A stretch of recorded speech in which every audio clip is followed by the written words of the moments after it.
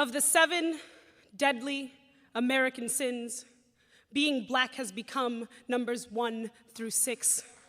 If this statement strikes you as radical, you haven't been paying attention. I bet you were surprised when the Martin verdict came in and guilt wasn't mentioned. And let's be clear, this was the Trayvon Martin case. George Zimmerman was never on trial. He murdered a child while we were more concerned with whether or not a boy had smoke in his lungs than the fact that he would never again use them.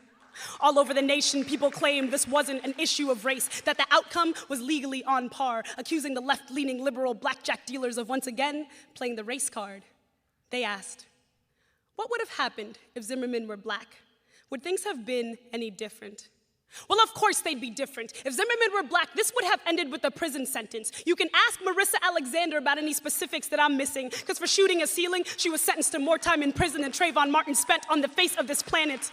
We live in a world where a man can be set free after admitting to the slaying of an unarmed teen, and CBS News has the audacity to run a piece headlined by Zimmerman's brother stating that George would now spend the rest of his life looking over his shoulder because, and I quote, there are people who would want to take the law into their own hands.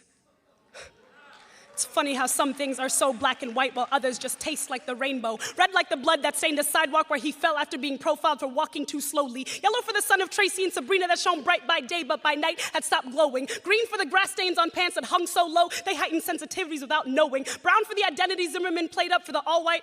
Sorry, there was one Latino stats that we now consider a diverse jury. White for the privilege Zimmerman wore when he was out doing his neighborhood patrolling. And black is just another name for numbers 1 through 6 of America's 7 deadly sins.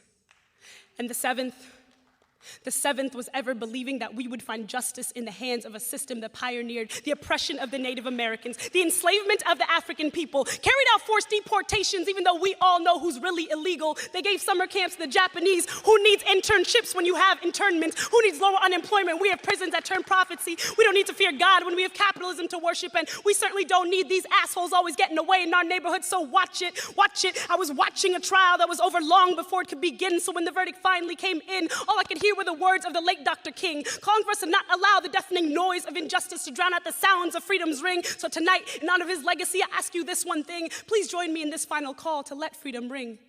Let freedom ring from the rushing rivers of melanin that have overflown into our streams of consciousness so that people now claim we live in a post-racial society. Let freedom ring. Let freedom ring from the graves of Emmett Till, Fred Hampton, Sean Bell, Amadou Diallo, Oscar Grant, Trayvon Martin, Jordan Russell Davis, Mike Brown, Azal Ford, and all the other brothers whose names we'll never know, because even in 2014, a black man being killed still isn't enough to make it onto the evening news. Let freedom ring. Let freedom ring. I said let freedom ring. Free at last. Free at last. Dear God Almighty, this is not the freedom for which we've asked.